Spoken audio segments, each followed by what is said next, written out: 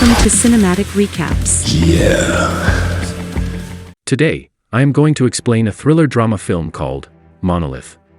Watch it till the end, and enjoy. The movie begins with an advertisement for a futuristic car brand named Monolith. The presenter from the advertisement states that the car is awarded as the safest car in the world and has a number of unique safety features. He claims that the car is extremely modern and has several features like unbreakable glass, strong tires, a rigid body, and many more to keep its riders safe from every possible theft and damage. An AI-connected smartphone app is used to control all the features while being inside the car. A virtual assistant called Lilith helps to interact with the user interface of the car. In the next scene, we can see a mother carrying her kid inside the same AI car to his granny's home. While talking to the AI assistant, Lilith, we get to know that the mother's name is Sandra and her 2-year-old son is David. Her husband, Carl, is a pilot who could not join them due to his busy schedule. The car is so advanced that it can even detect the weight of the passengers inside the vehicle. Later, Carl calls them and informs that he is at the central airport after his duty and misses them a lot. Just then, someone knocks on the door, and Carl says goodbye and leaves. Meanwhile, David starts becoming fussy, so Sandra hands him her smartphone to keep him occupied. After some time, Sandra takes a halt at a gas station on the side of the road. She then takes David inside the washroom and changes his diapers while some girls are seen giggling. The gas station also has a supermarket where Sandra buys her son his favorite snacks. While paying at the counter, Sandra notices someone trying to break into her car outside. Instead of being worried, she just takes out her smartphone and locks the vehicle using the smart app. As Sandra is busy inspecting the situation, she doesn't even notice that David has been separated from her. After she realizes that David is lost, she screams and searches for him around the supermarket. She rushes outside and even calls a stranger, assuming that David is with him. She seems to be totally freaked out until she finds David with the same 3 ladies whom she met earlier at the washroom. Sandra immediately puts David into her car and activates the vault mode feature. This disengages her from what's happening outside, and she finally breathes a sigh of relief. After leaving the gas station, Sandra still has a long distance to drive until they reach her mother-in-law's house. Due to the long ride, Sandra feels bored and decides to call her childhood friend, Jessa, to check on her. Jessa receives the call and informs her that she is near the central airport at a hotel. She even tells Jessa that she has been staying at the hotel with Carl. Sandra is devastated at the revelation of her friend having an affair with her husband. She becomes so frustrated that she does not even bother to enter her mother-in-law's house after reaching the entrance. She continues calling Carl, but he doesn't pick up and pretends to be busy. Fed up with the lies, Sandra decides to take matters into her own hands, and hence sets her journey to find Carl at the Central Airport in Los Angeles. On her way, a board shows that the distance to Los Angeles is about 320 miles. After a while, Lilith, the smart AI, mentions that a serious accident has taken place on the main highway, which will slow them down. She then suggests Sandra take the bypass road, which will save them a lot of time. However, the AI also mentions that the route is deserted and barely has any passengers.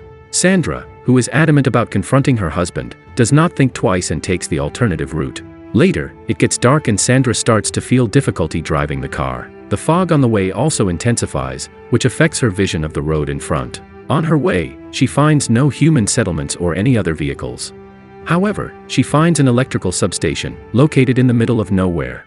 She glances over the place but soon drives away. The place is so deserted that the only beings present there are wild animals. Suddenly, a nervous Sandra loses her focus and crashes into a deer that was trying to cross the road. Because of the collision, David starts crying, and like always, Sandra gives her smartphone to calm him down. She then immediately gets out to check on the animal, but it appears to be almost dead. The deer is stuck below the front part of the car, and because of it, Sandra is unable to move her car ahead. As Sandra is trying to figure out the situation, she forgets that she has left David alone in the car. Meanwhile, as David is playing with her cell phone, he accidentally opens the AI car app. He moves his finger around the opened app and without Sandra's notice, activates the vault feature of the car. This feature protects the passengers inside from all kinds of disturbances and danger. Sandra realizes the gravity of the situation and tries her best to open the door, but it's already too late. As Sandra is locked outside the car, she tries her best to make the 2-year-old David switch off the vault mode, but he doesn't understand a word and simply keeps on playing with the phone. Later, Sandra panics and starts shouting at the little kid, which startles him, and he drops the smartphone under his seat. Here, Sandra gets to know that the Monolith car's features are not just an advertisement, but it also performs in reality. Even when Sandra tries to break the glass with a rock, not a single scratch can be seen on the window glass. Seeing all her efforts go in vain, Sandra decides to seek another option. She begins walking back to the electrical substation that she noticed before. After some walking, she reaches the station, jumps over the fence, and cries out for help. However, she gets no response, and the station seems to be empty with no workers present at the moment. After this, Sandra enters one of the rooms and finds some necessary items inside. She takes a flashlight to use at night and a big wrench to help her break the glass of the locked car. Just as she leaves the substation, she notices a wild animal following her. As Sandra rushes back, a coyote attacks her, so she climbs onto the roof of the car. Despite her best efforts to scare off the animal, it remains unfazed. In a last-ditch attempt, Sandra starts banging the car with the wrench, and an alarm starts blaring, which finally makes the coyote retreat. Just then, Sandra notices David having difficulties in breathing. Despite the situation, she manages to calm David, and he finally starts breathing and soon falls asleep. After a bit of thinking, Sandra too becomes tired, and falls asleep on the bonnet of the car.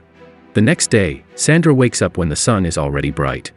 She then immediately rushes to check David's condition inside the car. She finds David weak and feeble because of his hungry stomach and dehydration. One of the features of the car also displays the temperature of the surroundings, which appears to be increasing slowly. The condition is a curse to Sandra, as the place is completely isolated with no humans around. Sandra then decides to seek help and follows the road. Despite being severely dehydrated, she proceeds to walk the long journey. She also knows the risks of leaving David alone in the overheated car, but she has no choice but to seek help. Fortunately, she comes across a river, where she drinks and cleans herself. After gaining some respite, she continues her journey and encounters steep hills along the path. After walking several miles, Sandra finally comes across an old airfield, where she discovers a jet. Meanwhile, the temperature inside the Monolith car rises up, causing it to instantly start the emergency cooling fan. After reaching the abandoned jet, Sandra enters inside and discovers some alcoholic drinks, a gallon of gasoline, a lighter, and a pair of spare airplane tires. She consumes some alcohol and immediately gathers the necessary items. After that, Sandra uses the gasoline to burn the 2 tires, in hopes of attracting help. She then takes the gallon and fills it with the river water. Slowly, Sandra walks back to the place where she left David. In the next scene, Sandra hurries to the car and finds David all weak and turning red. She tries calling him out, but David does not answer or move. The temperature inside the car has increased significantly and the emergency cooling fans have become ineffective. Seeing the state of her son, Sandra immediately climbs the roof and pours the water she brought from the river, but all her efforts go in vain. Thinking that her child will have to die inside the high-tech vehicle, she again starts to hit the car window with the wrench, but it just wastes her energy. Later, Sandra tries to light a fire outside the car in hopes that the sensors will detect the smoke and open the windows, but none of this happens. Instead, the emergency cooling fans stop running to prevent the smoke from entering inside. Fatigued, Sandra falls to the ground and gets a vision of her and Carl visiting the same accident place after a year. There, she realizes her mistakes and still blames Carl for David's death. After some time, she wakes up to some noise and finds it all to be her dream. To make the situation worse, the coyote from last night again appears in front of her. Sandra decides to hide from it and tries to climb on the roof of the car. But as the car's temperature is extremely high, she can't stay there and instead slides below the car. There, the coyote bites her leg, and this is when Sandra realizes that it is the deer that the coyote is after. As soon as the coyote drags the deer out, the car starts rolling backward. The deer was the reason which had held the car in its position. Sandra immediately gets out from under the car and tries to stop it from sliding backward. Despite her best efforts, the car still continues to roll backward, edging closer to a fall. However, a small chunk of rock obstructs the car and it finally stops. As Sandra stares from the cliff, she remembers the cartoon she saw earlier at the gas station, where the diamond was obtained after the safe was broken. She then thinks of pushing the car down to unlock the doors. Sandra is well aware of the fact that her plans might have consequences, but she is left with no other choice and decides to go with it. She grabs the wrench and starts breaking the rock which was obstructing the tire. After successfully removing the rock, Sandra purposely pushes the car down the cliff with David still inside the car. As the car is thrown in the air, its inbuilt AI starts to function, and immediately realizes that the car is falling from a height. The features of the car get to work and shift its balance, studying the gravitational pressure to fall upright, without causing any harm to David. Since the car was designed to deactivate the vault mode at the time of an accident to let the rescuers come in, the doors finally open. As soon as the car strikes the ground, Sandra climbs down the cliff and approaches the car. Despite the devastating fall, the car appears as if someone just placed it there. Finding the locked door open, Sandra hurriedly takes David out of the car and opens his clothes to help him cool down. Seeing David's weak health condition, Sandra resolves to get out of the place as soon as possible. Before Sandra gets in the car to drive, the whole system gets restarted.